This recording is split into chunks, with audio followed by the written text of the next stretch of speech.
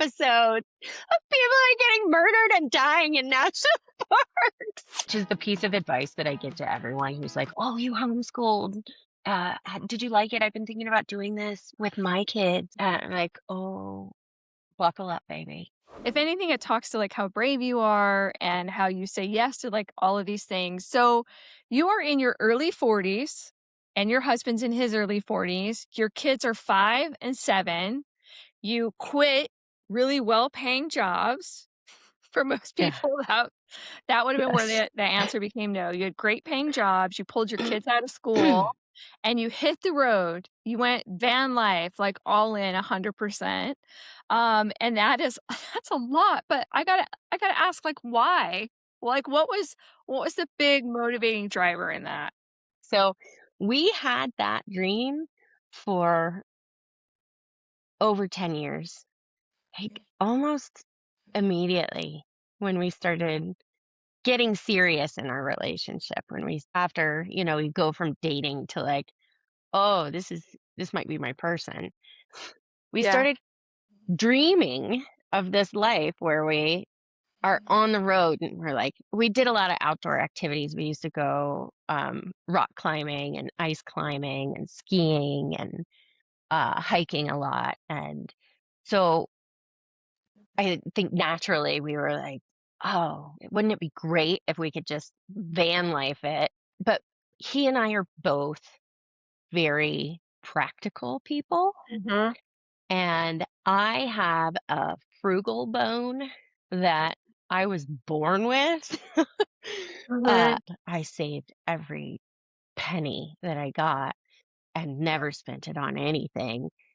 And as an adult, that natural inclination combined with um, having this period of my life where I was like so poor and just so afraid of debt because I didn't know how I would ever pay it off if I accrued it. And just living on a shoestring. I I had this knee-jerk reaction to spending money that was like, no, we can't do it. Mhm. And uh my husband did not. And he really struggled to find the logic in it. Well, he was a practical person. He was like, life's for a living. Yeah. Why are we pausing it because you're afraid to spend a dime? He found this blogger called Mr. Money Mustache. And this man would write about how he reduced his cost of living in order to save up money and eventually achieve what is now known as financial freedom, also called the FIRE movement, which I think is financially independent, retire early. Um, he infused logic. Also, he's an engineer. My husband's an engineer, so you Yep. know this, but um, he infused logic into the situation on why you would want to save money in the way that I naturally did. And so at that point was like, okay, I can get on board with this money saving thing if we have a goal that we're going to spend the savings on. And And that's of where course the I light was bulb like, that's where the light bulb went off for him. He was like, yes, "We're gonna save, save, save, and yeah, then we're gonna do something big." And you were yeah. like, "Sure," because it was way out there.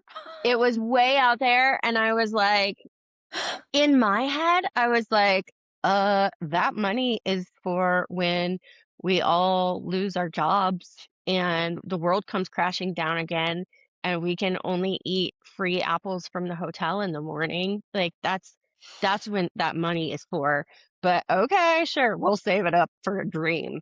And and it was fun to like make this goal together and Yeah. create a target savings number and work towards it. And it was fun to figure out how to live in a way that coincided with our values and that felt like we were actually living, Yeah. but also kind of felt like we were gaming the system too, because we're like, we get to live and experience life and be happy, even though we don't have all these consumer things. And in American culture, that feels like you're bucking the trend. Yeah. And I mean, that is like, look, that is how they're selling everyone on van life, yeah. right? It's this whole like Oh, yeah. financial independence, financial freedom. Don't, the 9 to 5 is this chore. But as somebody who is a little more pragmatic and did Yes. not have money problems as a child, I will say that I was like, mine was you have to work and you Mhm. have to save so that you can retire one Mhm. day, but working is non-negotiable.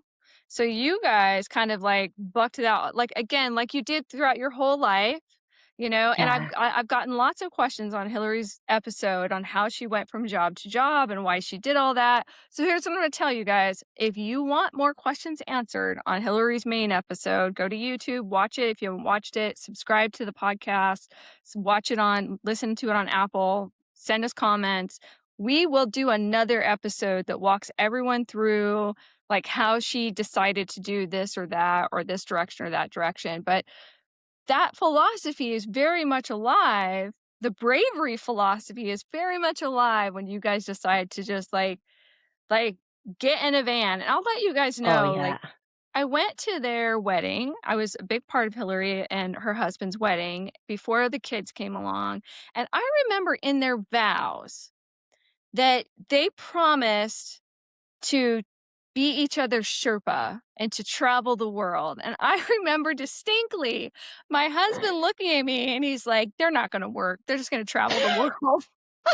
Like disdain, but here's why, like, my husband values intelligence very much like me, and he thinks that Hillary and her husband are 2 of the smartest people he's ever met, and they had amazing jobs most people would, like, work their whole life to get.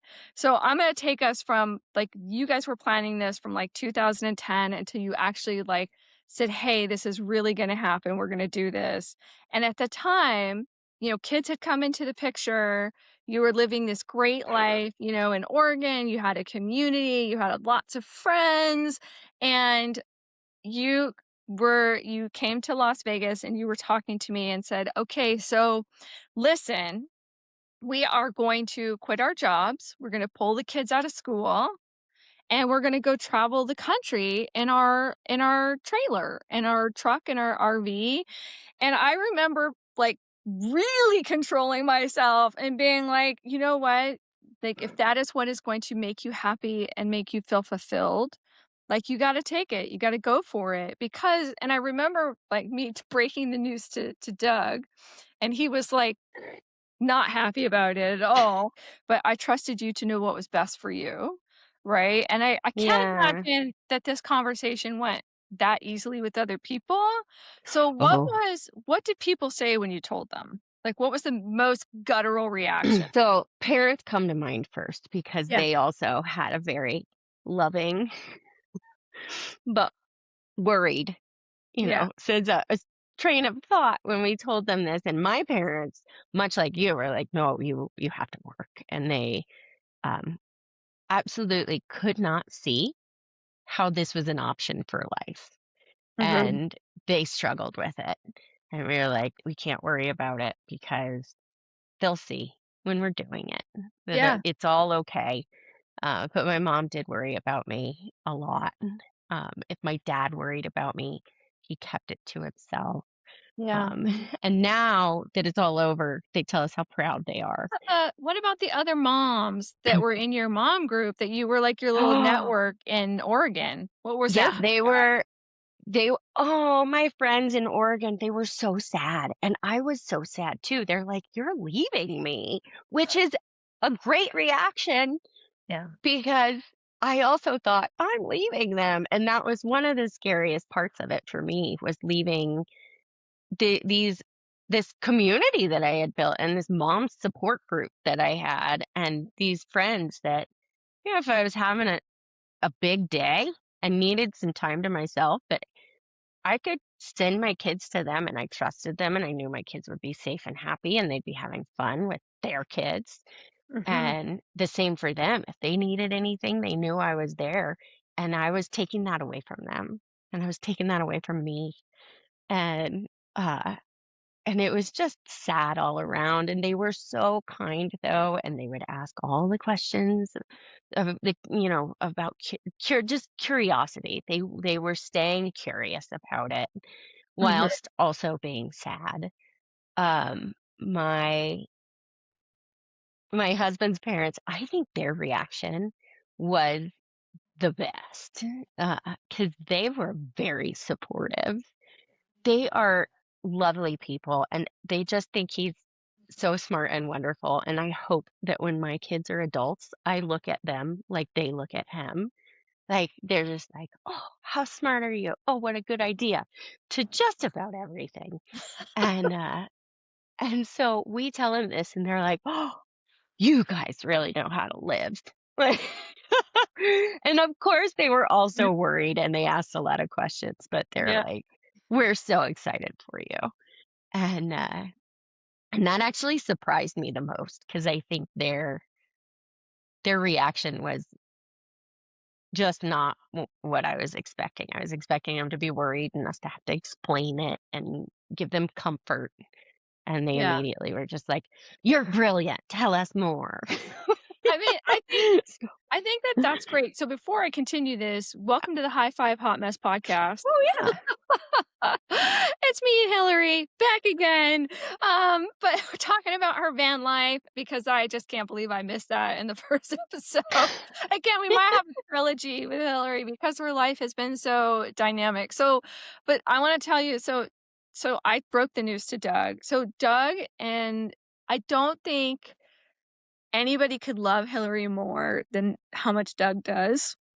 And he was just like, it's like, "I need to talk to her." And he had, like, a million questions that I'm sure most people had. So, 1, who's gonna teach your kids? Because that's crazy. 2, how are you gonna make money? Like, how are you gonna earn money while you're on the Mhm. road? Like, this is crazy. Let me get you a job. Let me give you something you can do remotely so that you're working. What are you gonna do about health insurance? Like, you've gotta have health insurance. What are you, like, some hippie in a van? You're just gonna put some mud on it? Like, you gotta have health insurance. And I think he even said, "Is your husband making you do this?" Because he Yes. was upset. So I definitely want to get into like all of those things we just brought up. So one, the idea that you guys had well-paying jobs that you quit. It wasn't like you guys decided on Monday to throw the kids in the van and like go buy an RV and travel. So you Oh, saved from like 2010 until you went in 2023. Yes? yes.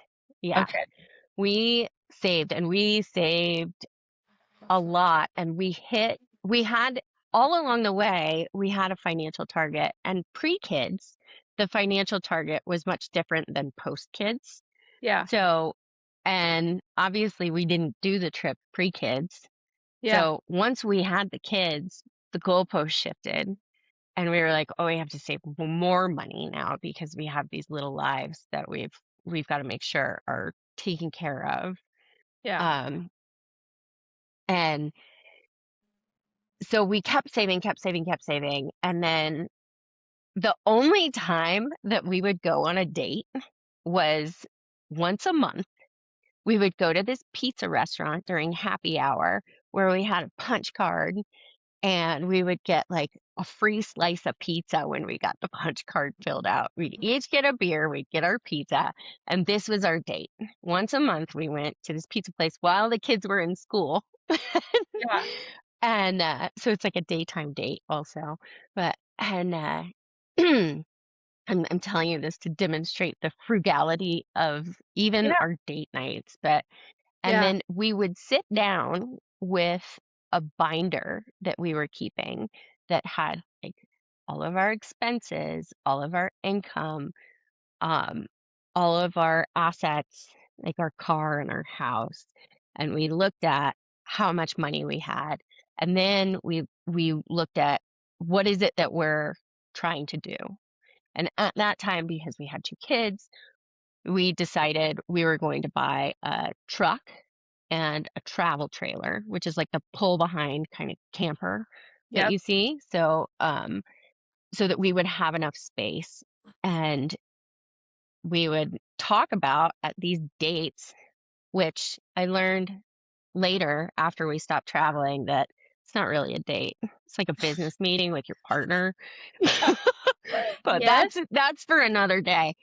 Yeah. So, but at these dates, we would, go over our financial target and then our goals for how we were going to improve our savings or reduce our expenses, or like if we wanted to go ahead and start buying something or looking into like when's the right time to buy the travel trailer.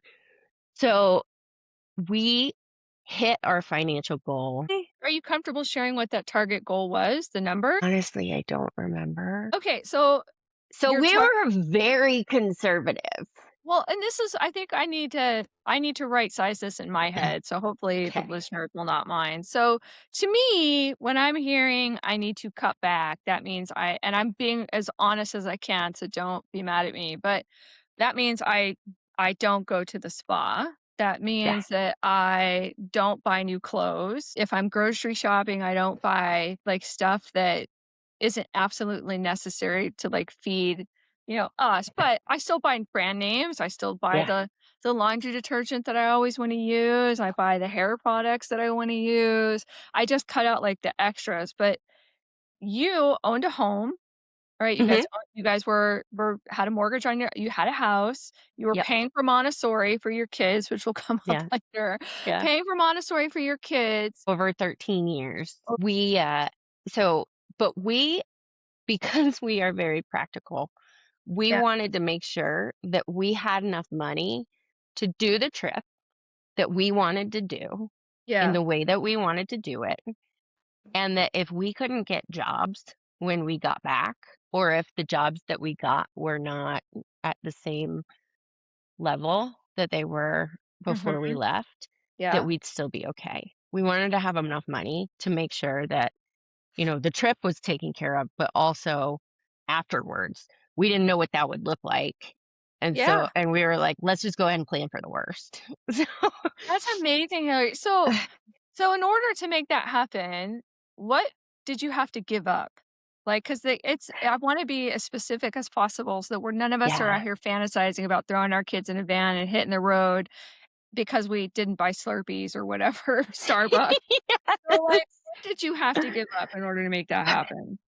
You know, I gave up some pretty big things that my other peers at the time, especially people that were like friends that we had made through work, because Yeah.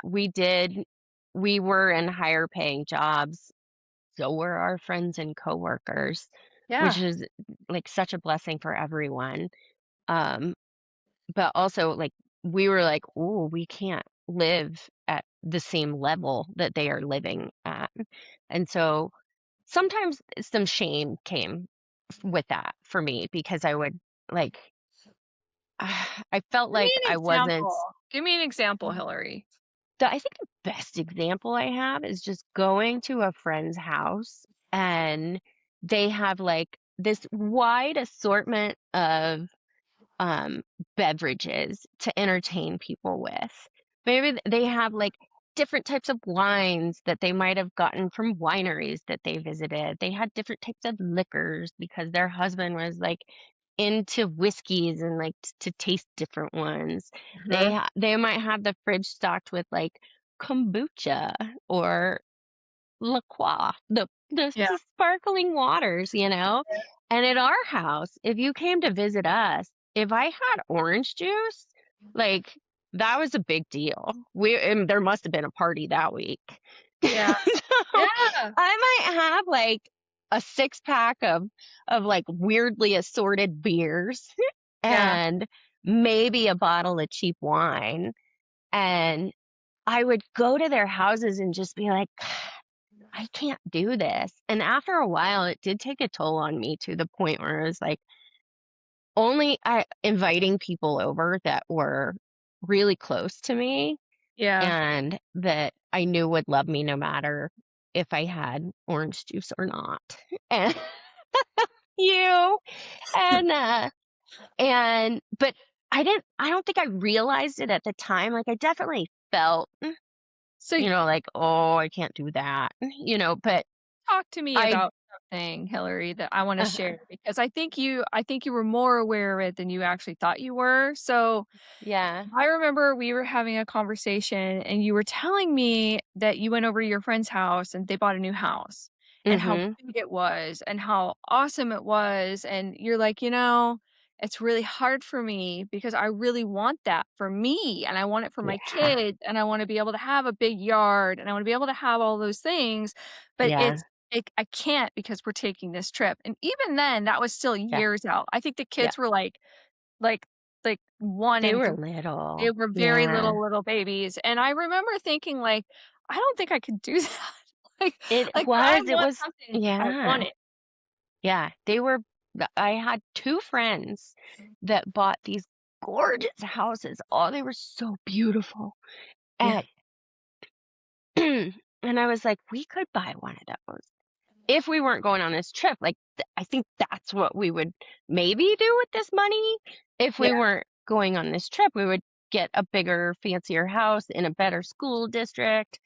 And, uh, and I was sad about it a little bit, but Yep, I also realized that we were going after something that, our friends, I don't think anyone was ever jealous of us over it, but not I this think they kid. were proud of us. I And I was think they appreciated that we lived our lives in that way for a little period of time and that we connected with our family and we got to spend that time with each other. that's Um, the part that I thought yeah.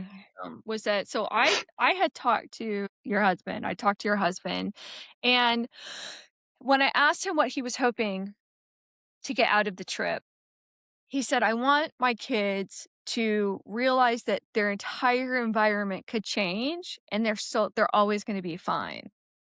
Like, the more that they learn that just because you Yeah. have things or you live in a certain place or have certain securities that afford you, like a house and food and school, and they could have none of that and still be fine.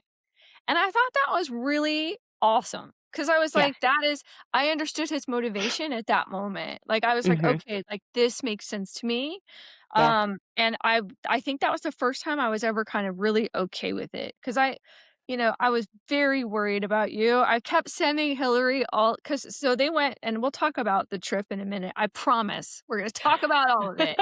But I kept sending her they were going to all these national parks, and that's really where you guys spent a majority of your time, and I You kept kept sending sending me murder episodes of people are getting murdered and dying in national parks, TV shows, podcasts. I was so worried that her or these kids that I love so much were gonna get murdered by serial killers in national parks. So, okay. So, you know, it came from love. It did. It was, and I knew it. I knew it every time, and I also enjoyed those podcasts. And, it made me aware of the dangers of serial killers in national parks, which is actually pretty low. Not a whole lot of people die that way, but it does happen.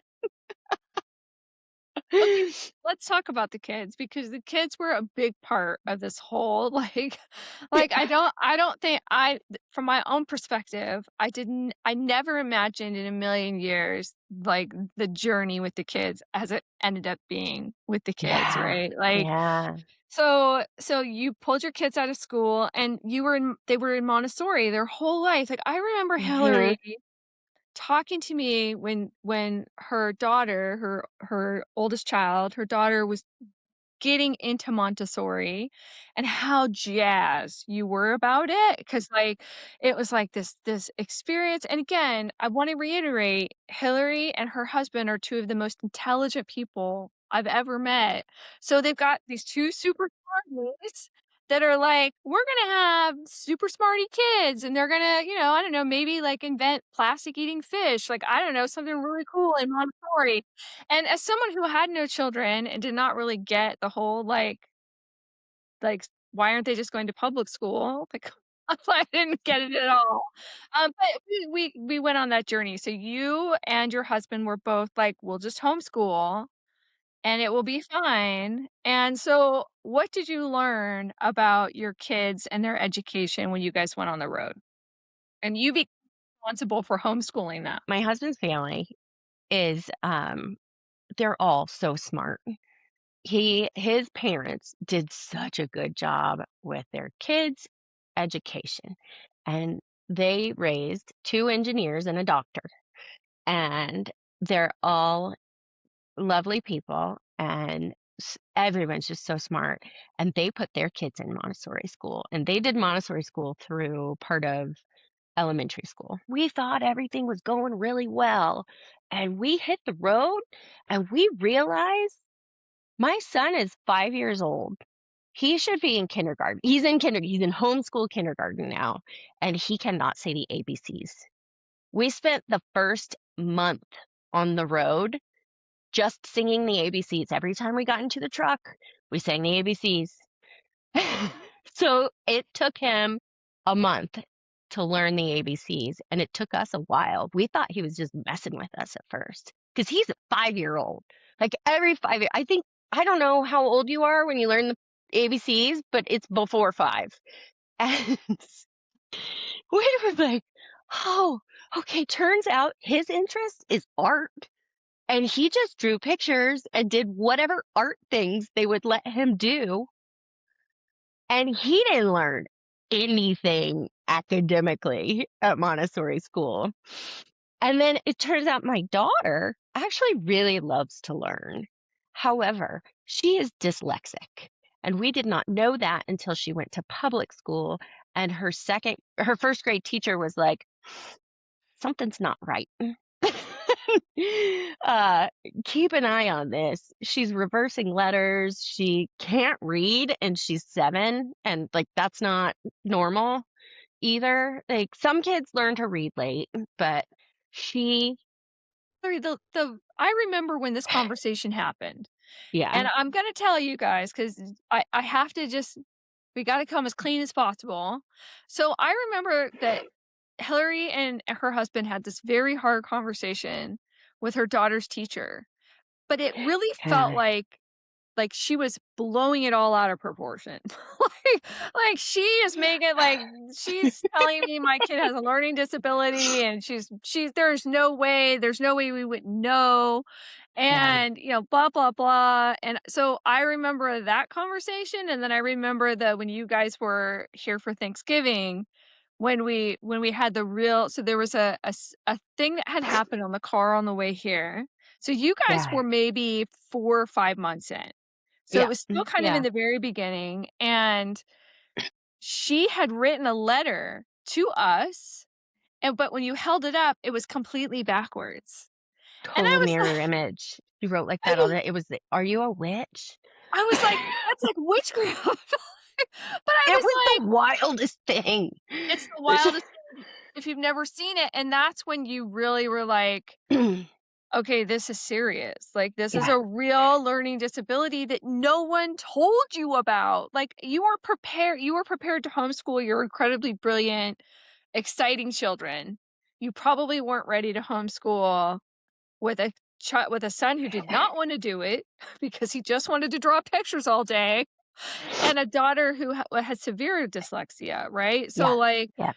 how did you adjust? Because wow. So, first of all, it is very humbling to go from someone else teaching your child to teaching your child yourself because you realize, like, it's a hard job just from, I think everybody knows teaching children, teaching anyone is a hard job. You know it instinctively because everybody's tried to teach someone something and struggled with it. But also, like, we just hear that message all the time too. Oh, teachers, it's such a hard job. It, they're not joking.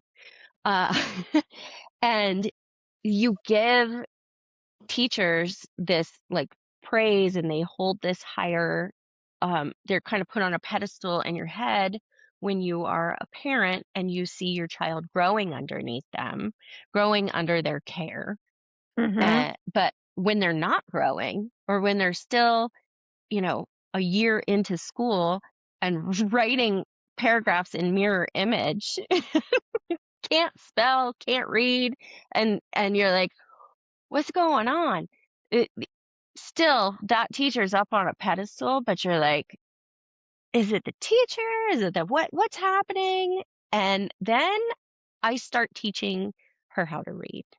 I look I do all the research on homeschool products and what's gonna be the most give us the most chance of success for her learning how to read with the fewest tears, because she hated reading. And I got the book, I got the curriculum, would drive the truck. We would be driving from place to place, and I would be sitting in the back of the truck with the kids doing their reading lessons with them. They were crying, they hated it, they never wanted to do it, it was so painful. I would get so exhausted from the 30 minutes to an hour that I was teaching them that I it was like I got hit by a tranquilizer dart when I was done every day. I thought something was medically wrong with me, but it was just exhaustion from trying to school them. And by the time we reached you at Thanksgiving, I was like, this can't be right. Based on all the reviews that I saw from all these homeschool curriculum things, like, I didn't think it would be a cakewalk, but this is crazy. This is too hard. And you and I talked about, what the teacher said. And I was like in distress too, because I was like, I think she might be dyslexic, but I don't know. And like, maybe she's not that dyslexic. And maybe it's just because of her age, because she was still in this age range where it's like, you can't really tell with a 7-year-old if they're dyslexic or not yet. Sometimes they turns out they have tests for that, and you encouraged me to just get it done so that it was expensive. We had to schedule it. You let us stay at your house for a month so that we could get this thing scheduled and get her testing done. And she is dyslexic, and we got her tutoring, Mhm. and she got tutoring on the road with a specialist for 3 months. We completely changed the curriculum that she was using, and this kid loves reading so much that Yes. she is in 4th grade. She's Mhm. 9 years old, and she reads above a 12th grade level. Her teacher showed us her test scores. Uh, her teacher showed us her like standardized test scores, and she's like, "You're gonna see some like dips." And they do a lot of testing at the school Yeah. she's in now, and Yeah. so they have like I don't know, there's like 5 or 6 different marks for how she was doing throughout the year. And she's like, "You're gonna see some dips and some like up and down." She's like, "But what I really want you to take away from this is that she's at the very top of the chart, and like she she can't get scores higher than what she's getting, so all that fluctuation up there doesn't mean anything. Like basically just she just she's beyond the testing range that we have available for her." Our And girl that is was smart. incredible. So Yeah. that's a beauty of homeschool, is that you can like dig in on Yeah. where your child needs more help, or where they're thriving and have lots of interests and want to do more of.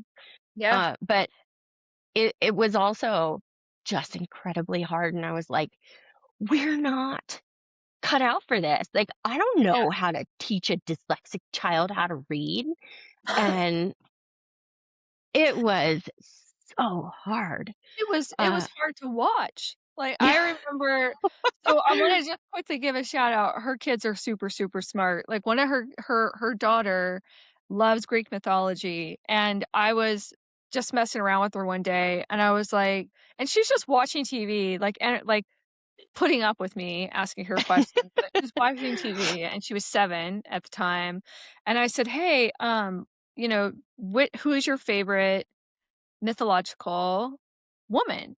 And she was like, "Artemis." And I was like, "Why Artemis?" She's like, "'Cause she's goddess of war." Like, I'm an idiot. I'm like, "Well, what about Hecate?" And she stops and she's like, "Hecate? Like, and then she goes on this full rant about why Hecate should not be in the top, like, you guys off the top of her head. So, like, it took I'm like, I didn't learn that in high school, that was college Yeah, for me, and she has it all, like, super, super, like, off the charts, super smart, super sweet, and your son is just a hoot, and he is a very talented artist, and, he I mean, is. he's Yeah. but I think just from the person observing that did not have a dog in the fight, I think that everyone in the van thought that they were gonna be able to live, like, this very luxurious life of, like, Oh, yeah. not having to be anywhere by a certain time, like, getting up when you wanna get up, I'm gonna drink my I mean, that's what people think is gonna happen. Mhm. Yeah. But and then you're like, "Oh, and we'll set up from 2 to 4 every day for school, and then the kids will go to the national parks, and they'll get their badges and do the national park books," right? Because they'll learn about the parks, and that's a whole thing if you don't know, and that is not what happened at all because the kids really thought they were on vacation. Like, they felt Yeah. like they were on vacation because they weren't going to school every day, and they didn't have anywhere they had to be by a certain time. Yep. And then, like, the parents didn't really think out, like, okay, half or more of our days that we have on the road are gonna be teaching our children, not, Yeah, like, living our best life, like, walking around, the national parks and enjoying this freedom that we have. It's gonna be teaching our children, and I felt like that was a hard adjustment for everybody. Would you agree with that? absolutely. They were not the kids had no interest in us being their teachers. Mm-mm. Which is the piece of advice that I give to everyone who's like, "Oh, you homeschooled. Did you like it? I've been thinking about doing this with my kids." I'm like, "Oh, buckle up, baby. Because if you have not trained them from a young age to look at you like you are their teacher and your small segments of your day are meant to be spent with you teaching them a very specific lesson, which you can do. You know, as soon as they're babies and toddlers, you just set aside a little bit of time every day if you want to homeschool. Set aside Yeah. a little bit of time every day where you put your teacher hat on, they put their student hat on, and they learn from a very early age that you are not just their mother or their father. You are also their teacher, and Mhm. that's a different space, and you act a different way when that is happening. My kids didn't have that. Mm-mm. They we were their parents, we were their friends, we were people that disciplined them sometimes, but I mean, but you guys but also, we like certainly did not make them sit still and learn something. No, but you And also I'm proud of you, yeah, Hilary, because you guys also switched, right? So, like, I think that, mhm, that's the dynamic, and we'll talk about, like, what it's like to live with everyone you love, like, within a hand reach, for yeah, 2 years or however long that you were on the road, because that's a whole other vibe, but yeah, you and your husband really started out with this ideology about what you were each gonna do and what your roles were, but this homeschooling thing threw everything off, right? Because yeah, you were as caring and sweet and as sensitive as you are, it was killing you. The homeschooling was not your jam, and to mm-mm, your credit, you and your husband worked it out where he was doing the homeschooling, and yes, that changed the whole vibe. But I do wanna share one morning, you were somewhere, I don't know why I was here with your kids and my husband and your yeah. husband, and you weren't here, I don't remember, maybe you were out touching some grass, and I remember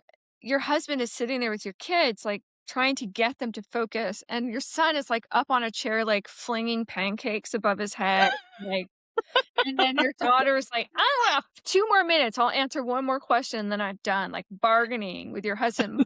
Doug was so upset, he had to get up and go outside. He was like, "I could," and I remember, like, that night when you guys had all gone to bed, he was like, "I don't know how they're doing this." Like, I would have quit, like, day 1, I would have been like, "You're going back to school, and I'm going back to work, where we're all happy." Yeah. But I think that it's you would not have the lesson I walked away with all of this was that had you not done that homeschooling yourself, when Mhm. you did it, you would not have caught that your kids were grossly behind where you thought they were at the time or where they, like, Yeah, statistically should have been, yeah, and, I mean, that's important, you it know? is important. I don't think my daughter would have had I don't think she would have gotten her dyslexia diagnosis, at least not as early as she did. Yeah. And when you have a person that is dyslexic, the earlier you can come with the intervention, the better the results are gonna be. So it was a gift to be Yeah. able to get her for us to see, like, Yeah. "Oh, something's not right. This is way harder than it should The be." And backwards paper. I was like, "Oh my god," like, it was, like, literally a mirror. I've never s yeah, I did not have dyslexia, nobody in my family had, so I had never seen it other than on movies yeah. and sitcoms and stuff when they talked about it, but Mhm. again, like, it had to be frustrating for all of you because 'cause you're all so smart, but specifically for her because she couldn't, like, do it what she what she wanted to do. She couldn't read Yeah, the paper, and she loves to yeah, absorb, so I'm really happy that that all got worked out and that yeah. that she continues to thrive. So the other thing is whenever I talk to the kids, when you, because you guys should know Hillary would come here usually for Thanksgiving, sometimes during the summer they would do a stop just to like get their lives together or someone had to go to the doctor, whatever the case may be. And the kids were always, like, full of stories of their last stop or the thing that they were most excited about, and sometime it was like a place, but there was one place I mean, that they always talk to me about, probably still talk about it, but what was your most exotic stop on your I mean, because the whole point was to see the country and to see it Yeah. with your family, right? So Mhm. what was your favorite stop where you're like, "This was awesome, and I don't think we would have ever done this normally?" Yeah. So we hit all the national parks that you know of, and then at least half of the ones you've never heard of. And, uh, we drove from Oregon all around Montana, Wyoming, Colorado, California, Arizona, New Mexico, Nevada, through Texas into and then to the East Coast. All of our family, extended family, parents, but on our way, we took this road called the Dempster Highway up to the Arctic Ocean. There are two ways that you can drive to the Arctic Ocean. One is through Canada on the Dempster Highway, and it takes 4 days, and the road is terrible. And then I found this other route through Canada. So it takes a lot longer, but we could bring the travel trailer. So we slept in our own home that we were dragging uh, the whole way there. The roads were terrible. It was the max we could drive ever was 35 miles an hour, and it was like white knuckle driving, 8 hours a day, 35 miles an hour, just trying to dodge rocks on washboard roads. We got to this town called Inuvik, and it is a city near, like, I think it's past the Arctic Circle.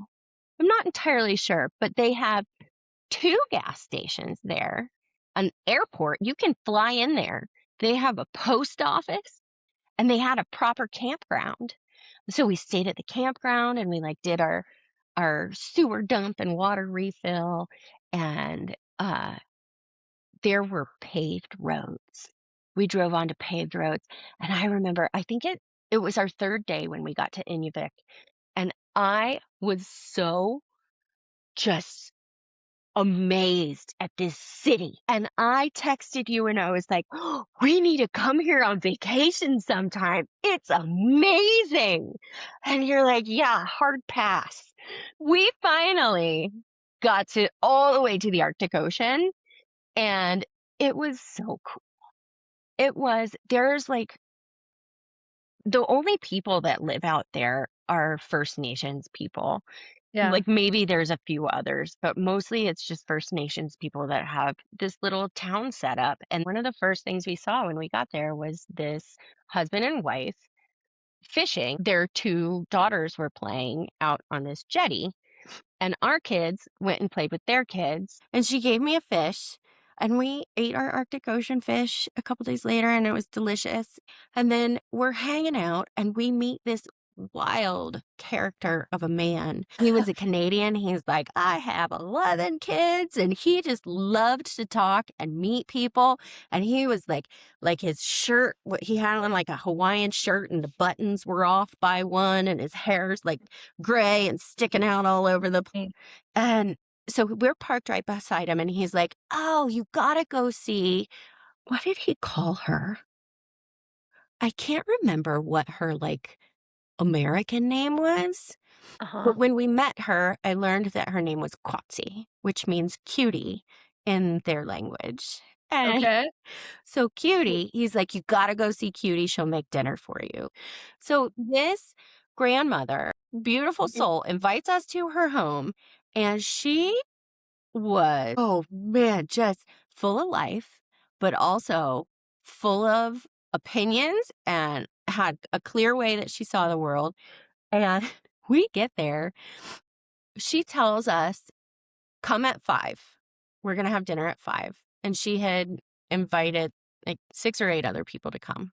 So we show up 5 minutes early. And as we are walking towards her door, she is scolding this Irish man who had also showed up for dinner. She's scolding him because he came too early. And who does he think he is? For coming so early. And then she sees us and she's like, oh, you have children. Come on in. And she invites us in and like gives us a tour of her home. She's got Afghans, like handmade crocheted Afghans thrown on the couch. The furniture doesn't match. Like it's just, it's a grandma's little home. And we were hanging out in her kitchen. She's telling us about this like dried fish she has in a jar and offering us pieces of it. And the kids are like looking around trying to figure out what they're supposed to do. And then we ate whale blubber with HP sauce on it, dried fish, muskox, caribou stew. And she's like, I was forced to eat food that was strange to me when I was a child, Mm. and I will never do that to another child. She had 2 cans of Vienna Mhm. sausages that she fed my children and some bread. She just had some Nice. bread that she made. Nice. And it was such a cool experience. We learned all about her and But um this is where you're like, "That was a really cool experience," and I think that whole story should end with, "And we did not get murdered." Had many opportuni like, seriously, yeah. strange people at the beach that are fishing that you're giving bags to, you don't know them, they could have fucking killed you, and then you're like and then some rando walks up to us and his shirt's unbuttoned and his hair's crazy, could have murdered you. Then you go to someone's house that you do not know in the Arctic Circle where none of us are gonna be able to find you after a 4-day excursion on a road that none of us are gonna do, and eat whale blubber and Vienna sausages, and you're lucky you're not dead. Like, It was there were a few times where we were like, this is a little like, all right. But but everyone was here's what I lovely. will say. And So, when you guys were here that year uh-huh. after that trip, I was sitting outside and your son is just, like, kinda meandering around, kicking stones into the pool, like we know he loves to do. And out of nowhere, he's like, "Yeah, I swam in the Arctic Ocean." Yes. I'm like, "You did?" And he's like, "Yeah, Yeah. that's pretty cool." I'm like, "Okay," like, out of nowhere. So that tells Yeah. me he really it made an imprint on him for sure, We did. We right? swam in the Arctic Ocean. We spent like 15 minutes in it too. It was disturbingly warm. Warm's maybe not the right word, but not cold is the Yeah, disturbing part because it's the Arctic Ocean. you would But think it would be icy, yeah, things the floating beach in around in like the it. Pacific Ocean off of Oregon is colder than that Mhm, little area of the Arctic Ocean that we were swimming in. mhm. Mm, So, when your kids are 30 years old yeah, and they're talking about this trip, what do you think that they're gonna remember? I Like, got what will be the memory that they walk away with, the core memory? I got a little glimpse into the mind of my son the other day. He brings back a moment from our trip, and he links this to our trip too. We were staying at your house. We were watching your dog, and Mhm. he loved to watch Otis. Otis is his favorite dog in the whole entire world. And we were making this special bread for Otis that Otis really liked, the pumpkin bread. Mhm. And I had made the bread and I was cutting it into these tiny little pieces so that we could feed it to him when we were going on golf cart walks. I just wasn't paying attention and I cut a fairly large piece of the tip of my finger off, Yep. and there was a lot of blood, and Doug was trying to, like, super glue it back together on the spot, and I'm like, "You will not super Oh, no, glue what?" there's nothing super glue won't fix. And then, the second time that it happened, it's just that, like, I clean it up, I bandage it, but it was such a bad cut.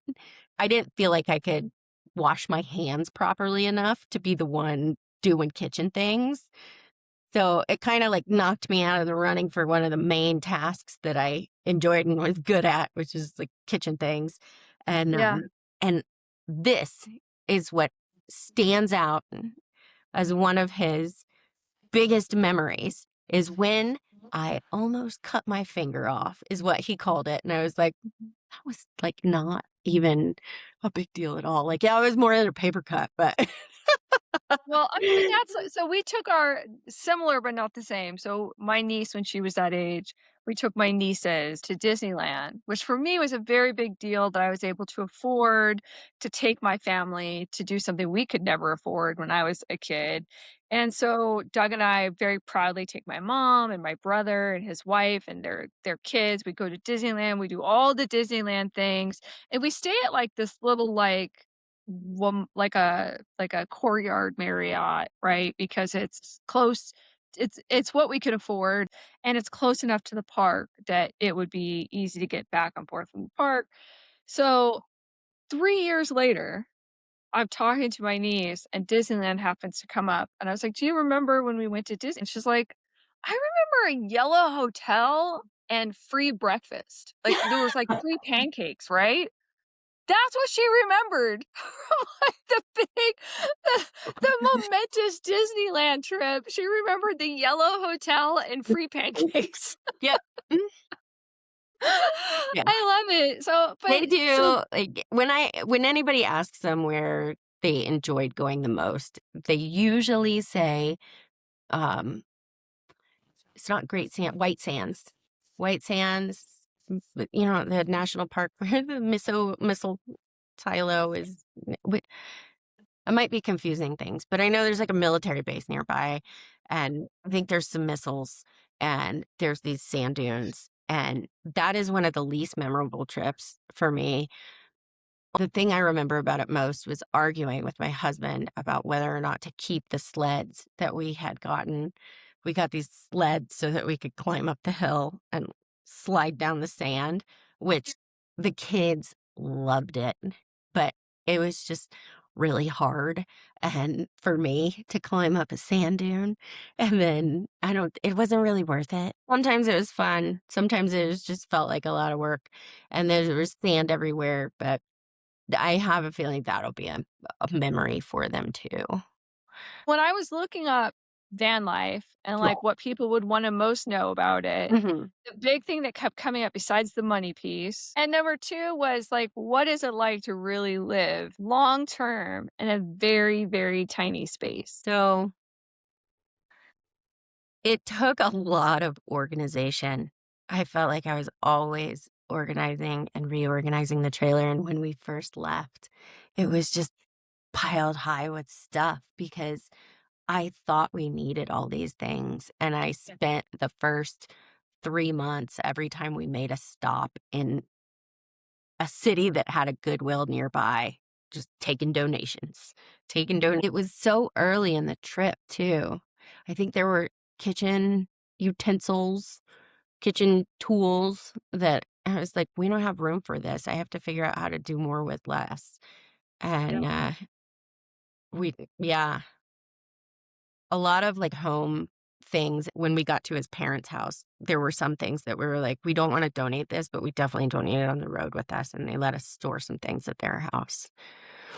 So for anybody listening that is considering doing this insane thing, Yeah. I don't know what you're thinking, but if you are thinking about doing this, what is the one piece of like equipment or thing that you had that you were like, I would pay 7 times if I had to have this one thing? Oh. It really mattered. So there were 2 things. Oh, that reminds me of another thing. There were 2 things, 2 things. One was we almost didn't buy a generator. So we usually stayed, in places that you call dry camping or boondocking where you don't have electric or water or sewer hookups, and for the most part, it was fine. But if you are in a place like that and you need electricity for some reason, for us, the electricity was usually like it was so hot and we needed to run the air conditioner for just a little bit. Or maybe we needed to power. There was a time when it seemed like it was cloudy all the time. And just for weeks, we were in cloudy areas and we weren't getting enough solar to recharge the batteries that we had that would like charge our cell phones or power the refrigerator. Actually, the refrigerator ran on propane. But so anyways, when we needed to charge up the batteries and we couldn't do it with solar, we would have to use the generator. And it was hard enough being without electricity. Like the electricity that we had could not run a microwave. It couldn't run an air conditioner. Um, it couldn't run our refrigerator, but it could run like the radio and the phone chargers. So we could plug a laptop into it. Um, that was hard enough, but living without those things too was like even. And we had eventually we got Starlink, which I I enjoyed our time without it. It was much harder. Um, to we would go somewhere and then we would need to go to the public library for wherever we were. So we have Yeah. visited all sorts of public libraries in rural towns all across America, and Yep. they're lovely. It's and after we got Starlink, we didn't have a reason to do that anymore, and it was a little sad for me. I liked Yeah. going to those libraries, but, You're like, I enjoyed it. yeah. So, but for my husband, it was very calming because we couldn't do any logistics or planning. And there's a lot of logistics and planning that Yeah, goes we're gonna talk into about that in a minute. moving from place Yeah. to place all the time. Like, What was the second thing? What was the oh, the second thing? second thing was our stove, our oven didn't work. And so I figured out how to bake things on the stovetop in a frying pan, which is not advised, but can be done. And we couldn't get the oven fixed. Got this camp stove. It's just an aluminum box. And we would put the Dutch oven lid in there to keep it at a steady temperature. And then I could bake. And I love this little oven because it would fold down and go away. And then when I needed it, I could put it on the stove, heat it up, and I could bake things not in a frying pan on the stovetop. I'm very proud of you for figuring it out, but It, that sounds terrible. it was bad. I mean, I just so I love the fact that you made lemonade out of lemons, but yuck. What was something that you got that you thought was completely useless and not worth the money at all? Hmm. Can you think of anything? So there are several things that we brought with us that we thought we would use a lot more than we did. One is books. I was like, "Oh, we're not working. I'm gonna read all these books. I'm so excited." And I do enjoy reading, but I was so busy doing all the other things that you have to do. The logistics, the planning, the homeschooling, the dishwashing. Oh, the dishwashing. Uh, the grocery shopping and laundry at the laundromat and all that. I never I didn't read any of them. I think it was 6 months into the trip before I read my first book. And, so books were sadly not that useful, and then we had a lot of outdoor fun stuff, like, uh, something called a slack line, which is kinda like a tightrope that you hang up between 2 trees, and, it was fun, but we put it up probably twice, and we got it for that trip. Mhm, Yeah. I mean, never 'cause I think that's important to bring up, right? So, uh, and I'm gonna talk more about, like, the reality versus the dream versus the reality in a minute, but I think that, you know, what people did not I don't think I did not anticipate or understand until you were living it. So your total trip was how long? 2 2 years? years. I don't think that people really got, like, the amount of work that that really went into this lifestyle. Yeah, Like, I felt like everyone is like you said, you think you're on vacation, you're gonna have all this time to read, you're gonna get up when you wanna get up, you're gonna go to bed when you wanna go to bed, you're gonna have yeah, campfires and look at the stars every night, yeah, but nobody really talks about what it's like to, like, have to the sheer logistics yeah, that go into every single day. yeah. So leading up to the trip, you were planning, planning, planning, planning, planning, planning, planning, because you're a planner and you're good at that. And Yeah. it's, you're a bright girl. But I think even when you were on the road beyond like probably the honeymoon period, it was like, this sucks. Like, this is like you were telling me, Yeah, you're like, this is a lot of work. yeah. So walk me through a little bit of what I mean when people so they'll understand what I mean when I say logistics. So I had our first year planned out for where we were going to go. It was a very detailed plan for the first 6 months. And then the farther out you got, the more it was like, we'll roughly be in this place, and going to see these things. So I did that for the first year because the national park campgrounds at the time released camping reservations a year in advance. And if you did not get them when they came out, you weren't getting one.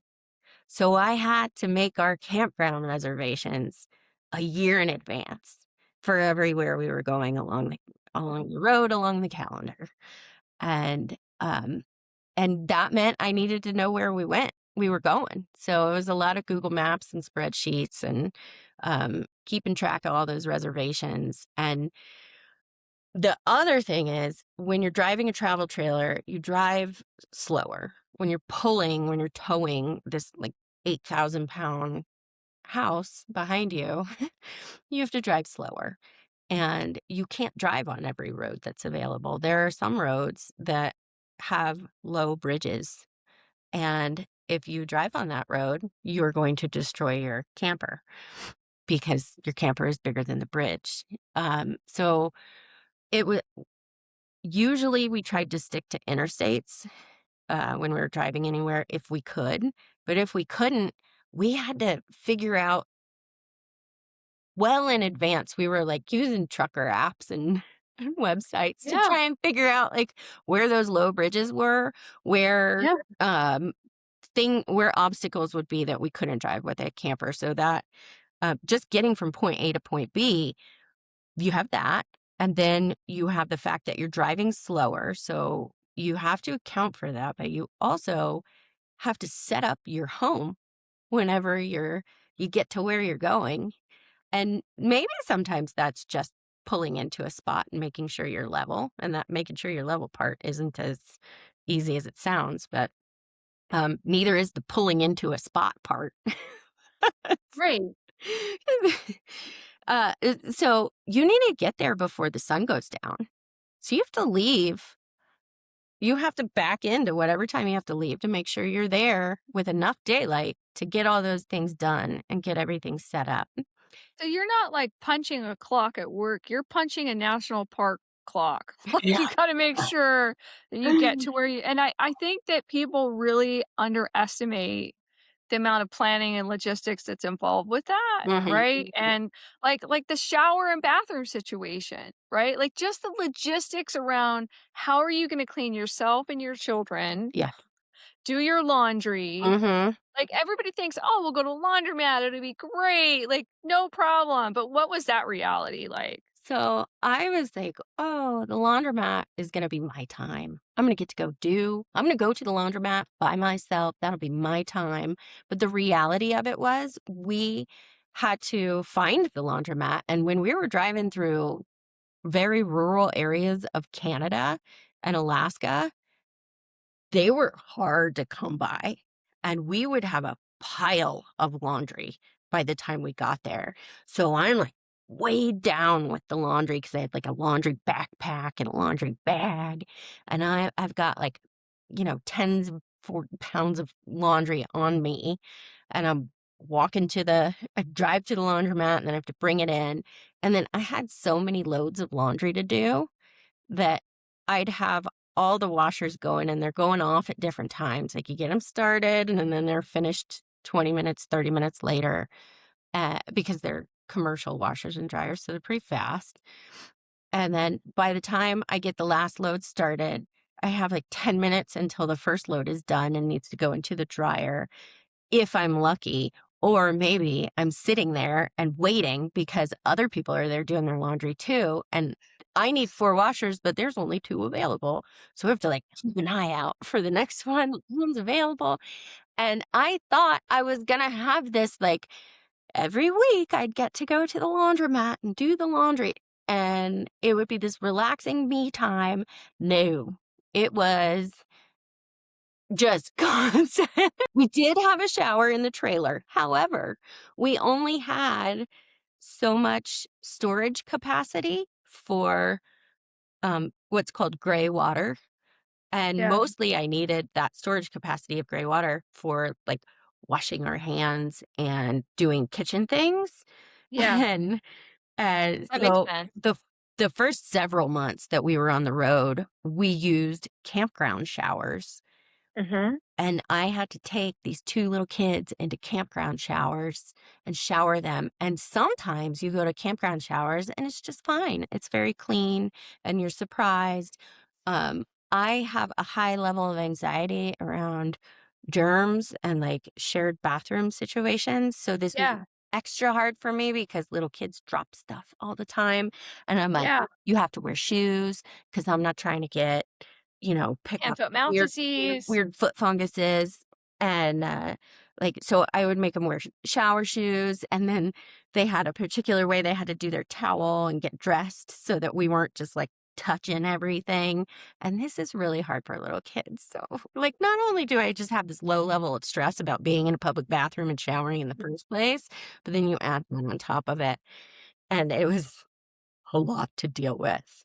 So we find this laundromat, and it wasn't just a laundromat. I sent you a picture of it, not because they had those gigantic washers and a shower there, but also because you had to enter it through an enormous cow skull. Do you remember the cow skull? It was like this huge cow skull, and I think you walked in the mouth to get Yeah. in.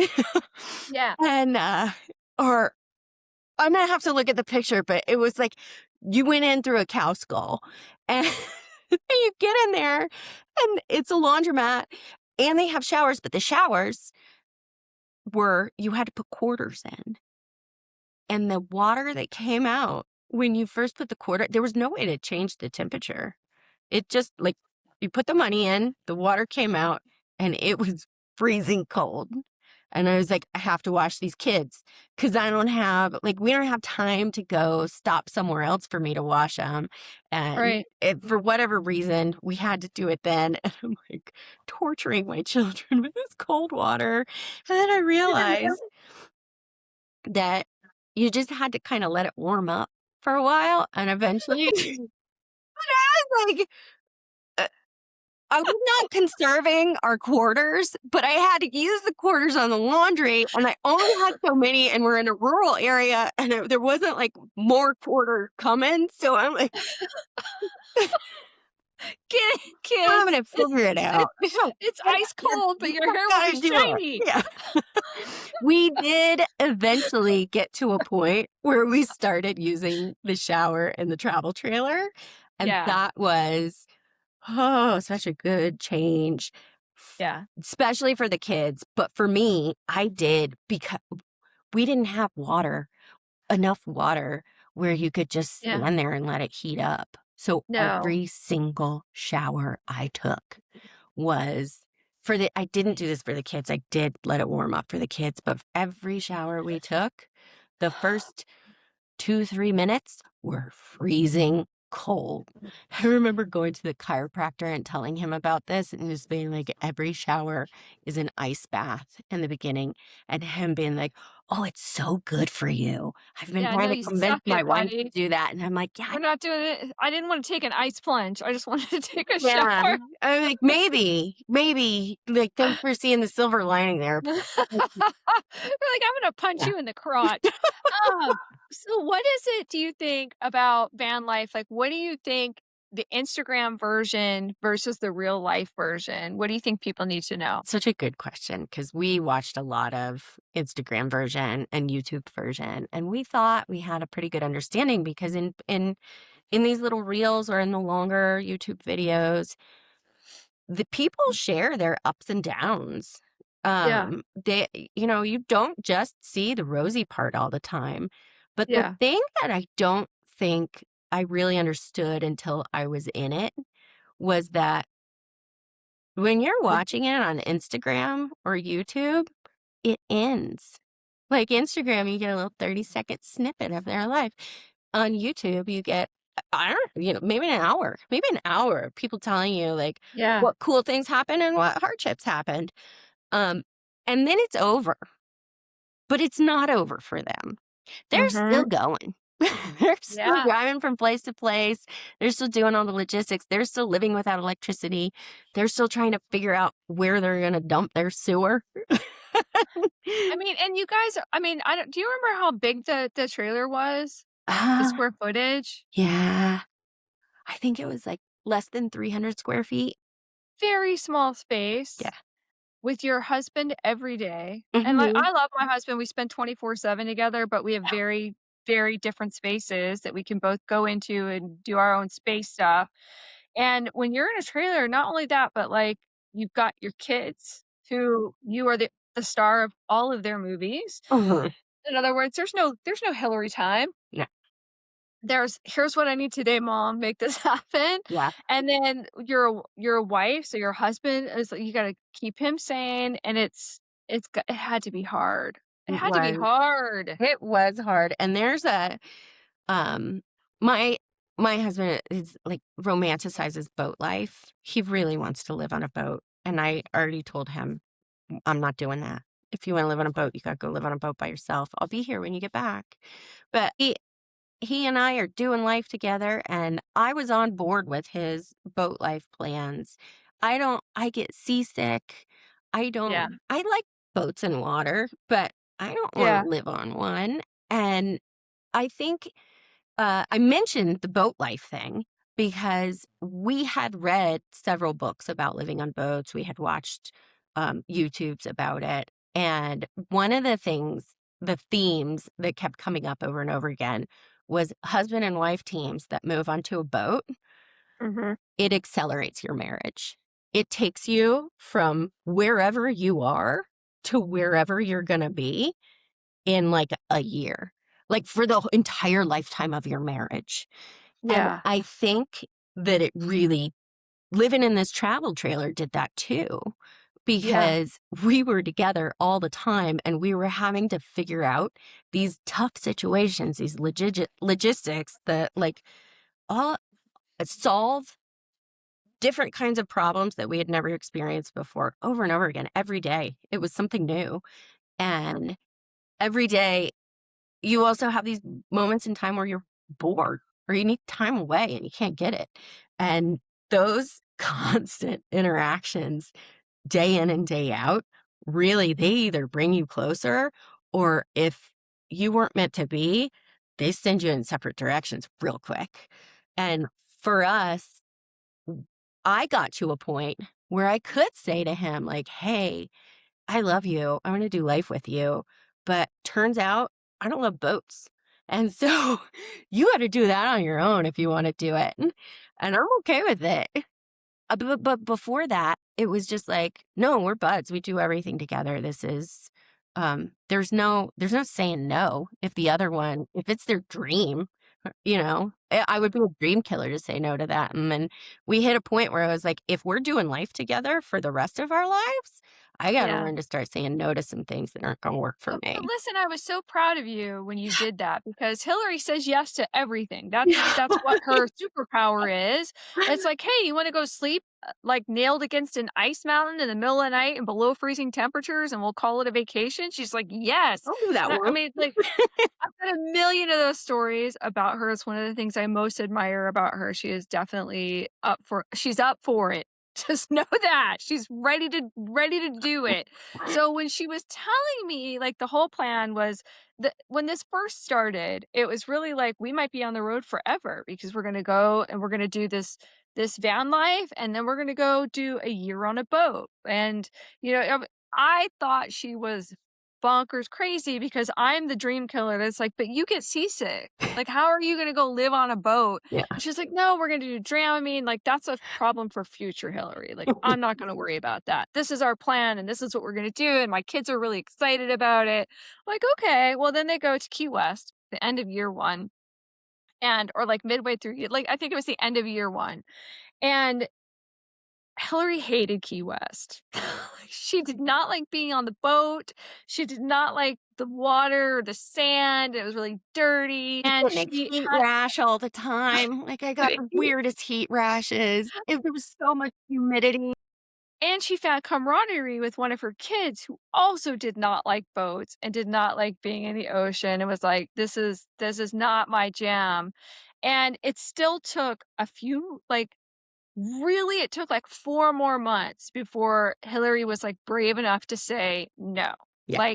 Like "This is not we're not going on a boat when this is" because I think what had happened, Hillary, is we got and you it's your story, but as somebody who was an innocent bystander Yeah. watching all of this happen, I think it became apparent for lots of different reasons that maybe this van life was not a forever thing, that, like, it needed to kind of come to an end and Mhm. the cycle was over. But I'm gonna tell a story about when I knew that we were coming to an end, and I was secretly very happy because it was really hard to watch my friend struggle with all of these things that I knew would not be existent if they were just back in a normal house with Yeah. kids in school and, like, some sort of, like, regularity where she wasn't having to navigate and plan every single minute of your entire lives and homes, like, it's not the vacation you guys think it is. I'm just gonna if you walk away from this episode Yeah. with anything, it is not the vacation and the free life that you think it is if you go with kids. And so you were in town and it was your daughter's birthday. And for this birthday, she wanted to get her ears pierced. Mhm. So here's bougie Aunt Lisa. I booked Yeah. like this very nice, like tween heaven Yeah. to have her ears pierced, There's, like, right? registered And nurses that are doing the piercings. It's not just, like, somebody they gave an earring gun to or, nope, like, a it's a tattoo nurse. artist. Oh They yeah, no, nothing but the Yeah. best for our Yeah, kids. I didn't So even know the this nurse, existed, but leave it to Auntie Lisa. yeah, I was not messing around. So, and I was very excited that I got to be part of it. So keep in mind, it's towards the end of the second year, Mhm. and it's just all sorts of like checkered flags are going off. Like, we're done, right? Near the finish line. Yeah. But we're still at the point where, you don't want to let this dream go. We're like, I don't know how we would undo all of this. Like, I don't know how we'd get the kids in school. I don't know how we would get our house back. I don't know how we would, like, there's a lot I don't know how to do. And you were so logistic out. You just needed someone to handle it. Yeah. You just needed that help, right? So Yeah. we go with your beautiful daughter. We listen to Taylor Swift. We're singing All's Well and all this good stuff. Like, and she's got her huge stuff there. Because there's nothing says like I'm a tween, like bringing your stuffed animal What's to so something fun? because she Yeah. was scared. She was scared and she wanted to bring her Mhm. stuffed animal with her, but she's growing and she's like a tween. And it's like, it's hard, you know? It was like Yeah. this weird place, and so she's emotional, so we go and we sit down in the chair, and she's so excited, she's so sitting still, and she is laser focused on the nurse lady, and the nurse lady is she's doing the thing where, you mark the ear where they're gonna Yeah. pierce it, and I don't know look, I don't know what was up with our girl, but she was taking for fucking ever. She was taking a really long time. Like, she was Like really making sure she got it right. and then she was, like, doing this one, and she's asking her daughter these questions, like, "So, are you gonna show off your" trying to distract her from the sheer Mhm. terror of what's about to happen, which I'm sure is normal for all little kids her age, right? But Yeah. she was, like, trying to distract her, she's like, "So" and I'm behind her, watching her in the mirror, and mom is filming it, Hilary's filming from the front, and then there's the nurse person, and she's like, "So are you gonna show all your friends at school your pierced ears tomorrow?" And very distracted, her daughter was like, "I don't go to school. I live in a trailer. I don't go to school. I live in a trailer." And the nurse lady's like, "Oh, you live in a trailer and you don't go to school?" And Hillary's like, "We homeschool. We homeschool," because she's afraid that she thinks we just kidnapped this kid. And the lady's like, "Oh, so you do homeschooling?" She's like, "Yeah, her daughter was like, "Yeah, we live in a trailer and yeah, my mom ran into the door the other day and stubbed her toe. Hashtag take trailer life." What? I'm like, "Trailer life?" Do you remember she was like, "Oh, but do you have any oh, you don't have any friends, but do you have a pet?" She Yeah. says. What So did she then say?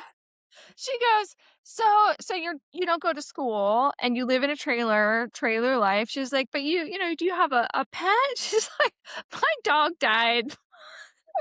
Like, what? She's just telling this woman the saddest things she could possibly dig out of her life. And it was so evident to me in that moment more than all of the other, like, I think a lot of the other, like, with me telling you it's time to come off the road were really kind of very still self-centered and that I was worried about, wanted you to get off the road. But it was really like she was done with the road. Like, and then, we went and we did Halloween together where, we did all this trick or treating stuff, but she kept talking about her neighborhood in Oregon and how much fun that she had when she was trick or treating. And it was almost like she was kind of like, she was just done. Like she didn't want anything to do with it, Yeah, you know? yeah. But that's She when I really knew she it was time for you marv guys to come off the road. When did you know it was time to come off the road? Was there a moment where you're like, "I'm done"? There was. We were visiting some friends in Oregon, which is where we started out. We once upon a time were from Oregon before this trip. And, and so we went back and we were visiting friends and I got into a big fight. And it was we were just so we didn't like each other anymore. And we were having such a hard time figuring out why we were even doing this. And this big fight highlighted it in such a way that I was like, this is not us. We we have this is the stress is doing something to us, and we need to figure this out before we move another mile. And it took maybe another week before I got to a point where I was ready to do something about it. Like I knew that was the moment everything changed, but there were months before that where I was reconsidering my life choices. And, and we also knew we had both collectively hit a point where we were like, um, my daughter really wants to have a school situation. She wants to go to school and have friends.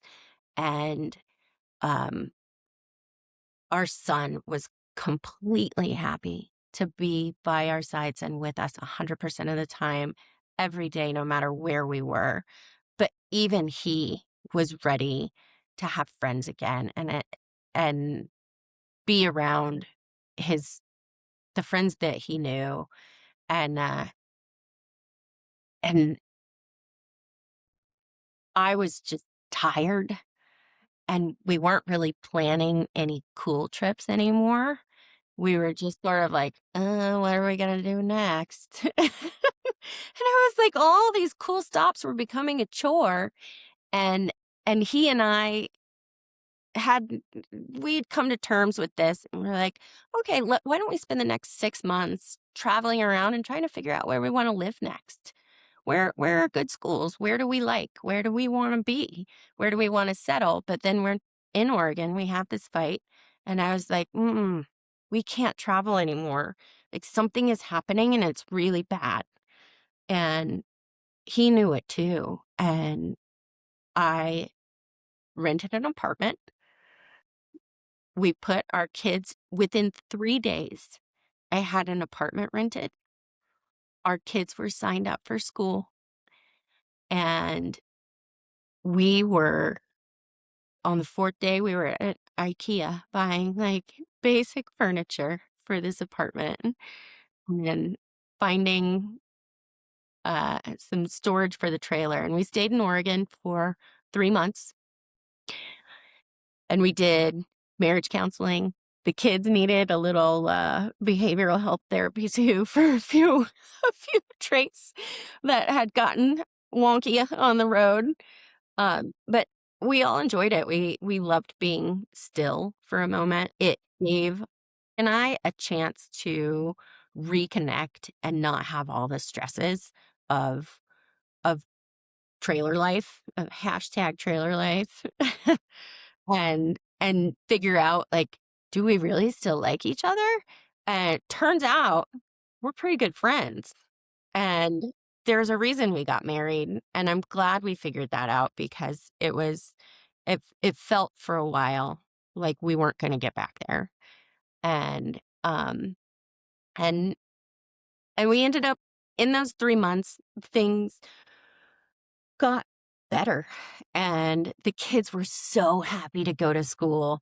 They were so happy, and we're like, "Do you" sometimes we would ask them, like, "Do you wish that you didn't have to go to school today and we could, like, go on a hike instead or go see a glacier?" And they're like, "No, not at all. Absolutely not." It's been a year, a little over a year now. And how's everyone adapting? Like, everyone Yeah, things are they just keep getting better. I So, mean, I think your husband will always be a nomad. yeah. I think he will always be a nomad, but I think that you like the idea of being a nomad, Yeah. but in practice, maybe you are a good person to not be a nomad, but support a nomad, and then you get to do your things. We were just talking about a trip that we might wanna Mm. take later this year, just the girls, but Mhm. I think now that you've been back home for a year Mhm. and everyone is kind of settled back into, like, normal, um, not and your daughter calls it a moving house, so you're in a Our normal not stationary moving house. house. Your That's our stationary house, that's what stationary she house. calls it, our stationary house. So, would you do it again? Absolutely. Yeah. Yeah? I would do it differently. Knowing what I know now, I would spend a little bit more. I wouldn't do it without a place to go back to. We needed we needed to be able to go and travel and have fun, but then come back home and reset. And we didn't have that. And that I think was the biggest struggle for us in the whole trip. And you so kindly allowed us to use your house most of the time as our reset point. Mhm. And I do think of all the things the kids will remember, it's spending so much time at your house. Your house is gonna be the yellow hotel and pancakes of of their trip. Right, I hope so. I Yeah. mean, I miss them so much. I need to see them. They're probably like, "Who's Aunt Lisa?" But it was really important, and I wanna just talk about this, and then we'll get it wrapped up. People were like, "Sweet Jesus." But so this year for Thanksgiving, you again did what you are not great at and set a boundary and was like, "You know what? We're home. Yeah. Things are going well. The Oh, kids are in their little routine. So rather than make Lisa and Doug happy, which would be great for them, and the kids would probably have a blast, but it would be so disruptive, and we just can't, like, we can't bend to that right now." yeah. I thought, and you guys didn't come for Thanksgiving, and it was hard for me, clearly, but it was also like, I get it. And I'm super fucking proud of you for saying, like, "This is what I need to do. I need to Mm, stay we need to keep the boat rowing in the current environment, and it's what's best for all of us, and when things have kind of even normalized little further, maybe we'll do a group trip or something, yeah. right? Or the kids can come for the summer, like, whatever, you know? They You know that. You don't have to have a holiday to come. yeah. We love having you here, and we love Oh, seeing the kids and all that good stuff. yeah. But just to kind of wrap it up, you would do it again, and I just think there's a lot to unpack that we talked about over the 2 hours, but what I wanna be super clear about is if there's something that you wanted to know from Hilary that I did not ask, put it in the comments, YouTube, Apple, Instagram. There's a million different ways you guys can get a hold of us. Let us know. And if there's enough questions, maybe we'll bring her back for a third episode. I mean, Ooh, that would why be not, exciting. right? It's our Yeah. show. We can do whatever the hell we want. Also, I just really enjoyed doing this with you. I like I seeing know you it's and fun. talking to you. I know, and I love talking to you. All right, guys, have a great day. Thanks, Hilary. Bye. Okay, bye.